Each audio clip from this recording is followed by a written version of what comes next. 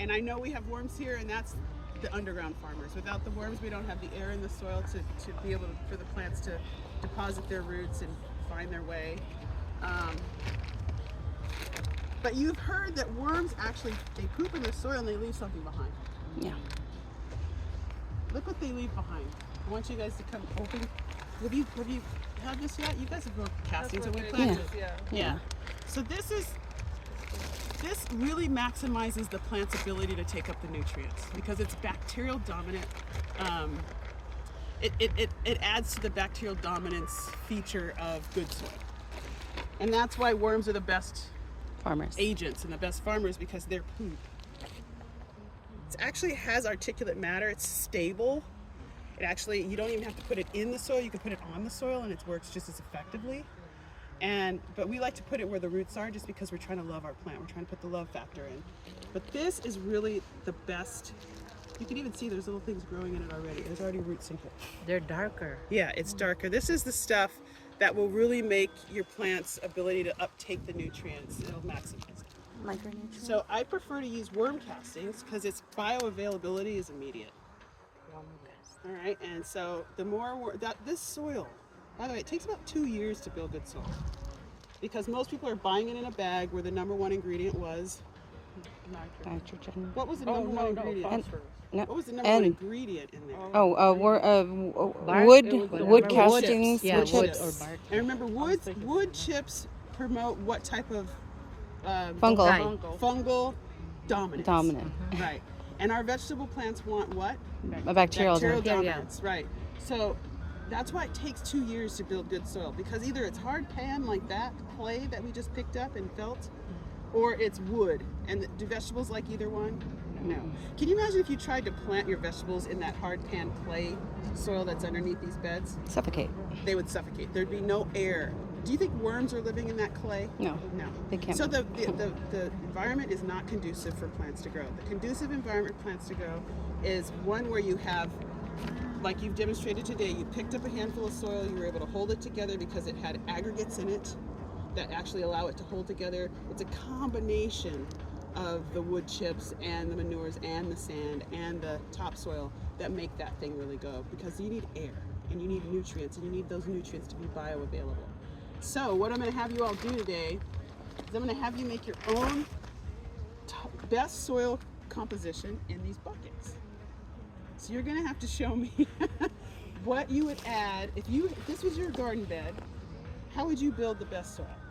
Now what I love about this compost, because I didn't really get to tell you much about it, we're going to use it to top dress all these beds because it has, if you look at it, yes, it's mostly wood chips, but it has that chicken manure and it has rabbit in it. Mm-hmm. Rabbit manure doesn't really have to be composted. It's the go-go and it goes right away. And it is bioavailable to the plants. But all these wood chips that you see here, they stack out on the top, and they make up for the fact that we don't have any plants here. So when we put this down, all the wood chips stack up on the top. It'll form like almost like a dry crust on the top, but it keeps everything else underneath it really active. All the microbes will be active. All the microorganisms will be eating from it, because it's gonna, as the water goes through it, it's gonna be basically massaging everything, all the roots and everything, with all that good nutrients that's coming out of it. Because there's worm castings in there, there's rabbit manure in there, and it's fluffy and light. You see how fluffy and light that is? And it's really the go-go. So if we put this, I'm talking like that thick on the top of all the beds, this will really be bounty. These beds that you've planted will even have more bounty fast. So that's what we use to top dress. I do use manures because they do provide that nitrogen, that immediate nitrogen, as long as it's composted. Perlite, we already talked about what's in perlite, right? Air. Fatima? Air. Well, what it does? Yeah. Yeah, it aerates. This aerates the soil, but it doesn't break down. Whereas all the other things that aerate the soil, they break down over time. Like a solid. Like a time release of nutrients, they break down and they provide different nutrients like Rice silica or some of the micronutrients. Rice hulls are really good for micronutrients. Let me show you what that looks like. So we talked about macronutrients, which is the What are the three macronutrients? Nitrogen, Nitrogen, phosphorus, and phosphorus, and potassium. gas. Now we're going to talk about micronutrients. You see how this has no nitrogen, no phosphorus, Oh, yeah. and it's only got 0.2 potassium. What the heck? Why would we even use this? It doesn't look like it has much in it. Well, azomite is volcanic rock dust.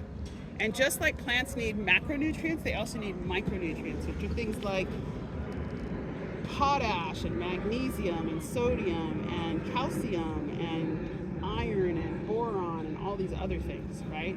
And so micronutrients can be found in things like rice hulls when they break down. So if you look at the back of this raised bed formulation, can you see whether it says there's rice hulls in it? There's no rice hulls in this formulation of the GMB soil, but in the planting mix there is. So when I buy that, I always buy rice hulls so I can mix it in. Because I know that rice hulls bring silica, which helps with celery, helps with bone structure.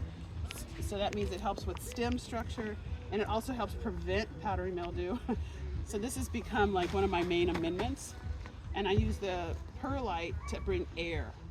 So I want to see what you all would add to your bucket of all the things that are out, and how you would layer it in, and why. I just want to know why you put what you put in your bucket and why